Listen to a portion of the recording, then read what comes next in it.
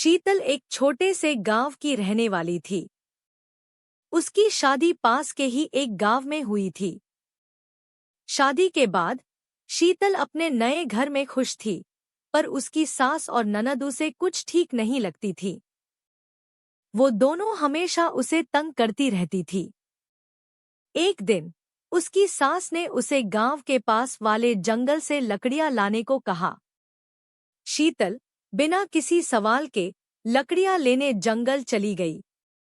जंगल के अंदर गहरा सन्नाटा था और ठंडी हवा से पेड़ों के पत्ते सरसराने लगे थे। शीतल ने सुना था कि इस जंगल में एक भूतनी का साया रहता है, जो किसी भी औरत को अकेले में देखती है, उसे अपना शिकार बना लेती है। जंगल के बीच में पहुंचते ही शीतल ने महसूस किया कि कोई उसका पीछा कर रहा है। उसने जल्दी जल्दी लकड़ियां बटोरी और वापस जाने लगी। तभी अचानक उसे पीछे से किसी के कदमों की आहट सुनाई दी। उसने मुड़कर देखा, लेकिन कोई नहीं था। वह तेजी से चलने लगी, पर वो आहट उसके पीछे पीछे बढ़ती जा रही थी।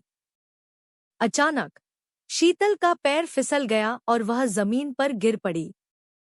जब उसने सिर उठाकर देखा, तो उसके सामने एक लंबी सफेद साड़ी में लिपटी हुई भूतनी खड़ी थी। उसकी आंखें जलती हुई लाल थीं और चेहरा डरावना था। शीतल की चीख निकल पड़ी, लेकिन उसके गले से आवाज नहीं निकल पाई। भूतनी ने धीरे धीरे शीतल के करीब आना शुरू किया। शीतल ने बचने की कोशिश की, लेकिन उसके शरीर में मानो जान ही नहीं बची थी। वह हिल भी नहीं पा रही थी। भूतनी ने अपने लंबे नुकीले नाखून शीतल की तरफ बढ़ाए और उसके चेहरे को छूने लगी। तभी अचानक शीतल को अपनी माँ की आवाज सुनाई दी, जो उसे बुला रही थी। उसने आंखें बंद कर ली और मन ही मन अपनी माँ को पुकारने लगी। अगले ही पल उसकी माँ की आवाज और तेज हो गई। शीतल ने आंखें खोलीं तो देखा कि उसकी सास और ननद सामने खड़ी थी। वह हकीकत में नहीं, बल्कि एक भयावह सपना था। लेकिन उस सपने का असर शीतल के चेहरे पर साफ दिख रहा था। उस दिन के बाद से शीतल ने कभी जंगल में अकेले जाने की हिम्मत नहीं की। लेकिन वह सपना उसे हमेशा याद रहता, मानो वह भूतनी सच में उसे अपनी गिरफ्त में लेना चाहती थी। भय का साया। एक बार की बात है, एक छोटे से गांव में एक महिला रहती थी जिसका नाम राधा था। राधा अपने पति और 2 बच्चों के साथ खुशहाल जीवन जी रही थी। लेकिन उस गांव में एक प्राचीन और भयानक कथा प्रचलित थी। कहा जाता था कि गांव के किनारे स्थित एक पुरानी हवेली में एक चुड़ैल का वास है, जो रात में बाहर निकलती है और गांव वालों को अपने वश में कर लेती है। राधा को इन कहानियों पर यकीन नहीं था, लेकिन गांव के बुजुर्ग हमेशा उसे सावधान रहने की सलाह देते थे।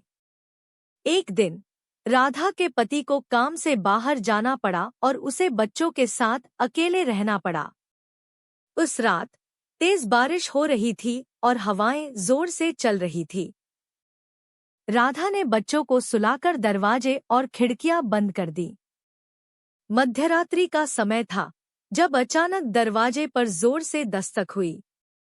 राधा ने सोचा कि शायद कोई गांव वाला मदद मांगने आया हो।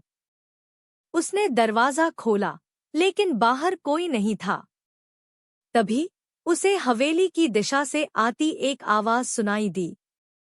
वह डर गई, लेकिन उसने सोचा कि यह उसका भ्रम हो सकता है और दरवाजा बंद कर लिया।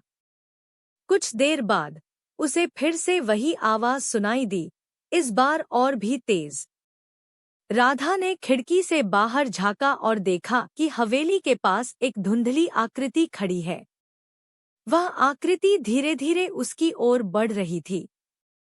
राधा का दिल जोर जोर से धड़कने लगा।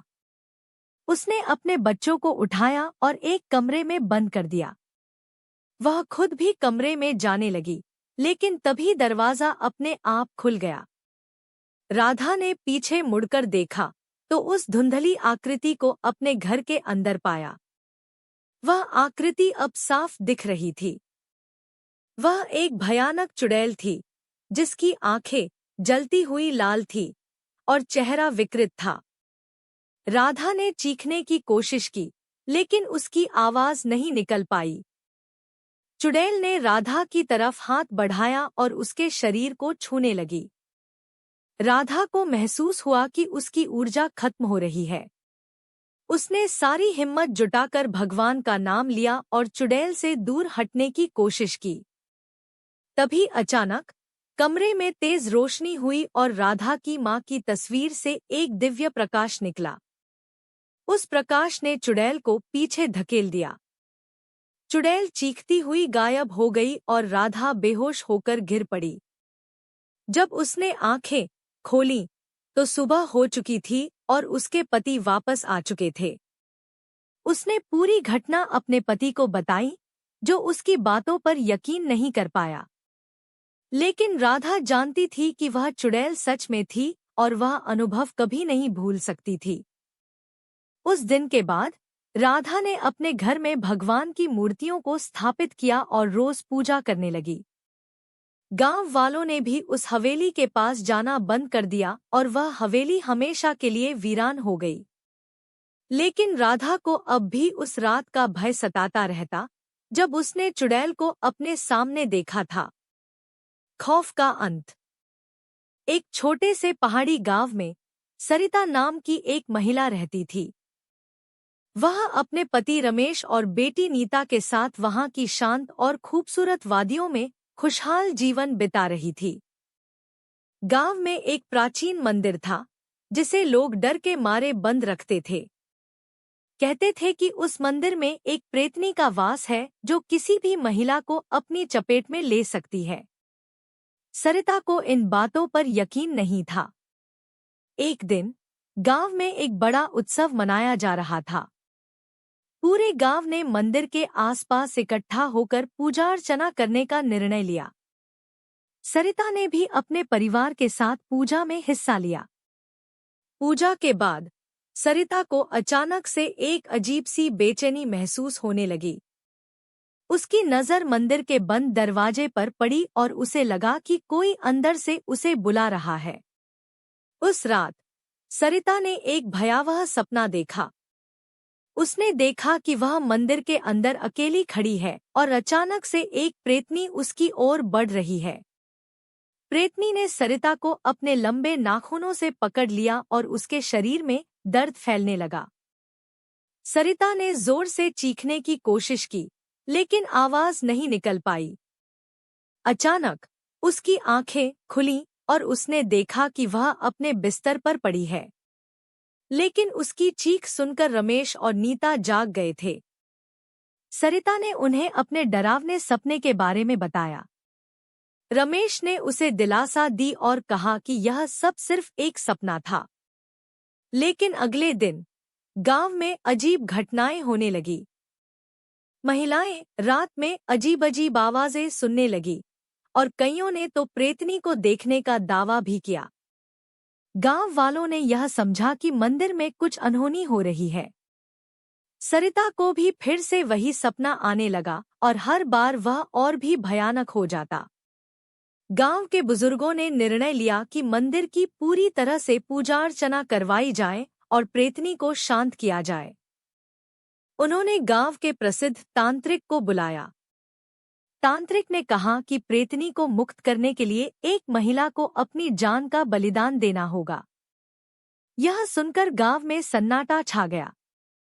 कोई भी महिला यह बलिदान देने के लिए तैयार नहीं थी।